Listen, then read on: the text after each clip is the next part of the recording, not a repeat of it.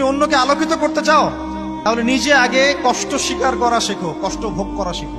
কারণ মোমবাতি আগে নিজে পড়ে তারপর অন্যকে আলো দেয়। কথা কত গভীর দেখেছেন? মোমবাতি আগে নিজে কি হয়, পুড়ে যায়, তারপর অন্যকে আলো দেয়। আমাকে আগে পুড়তে হবে তো।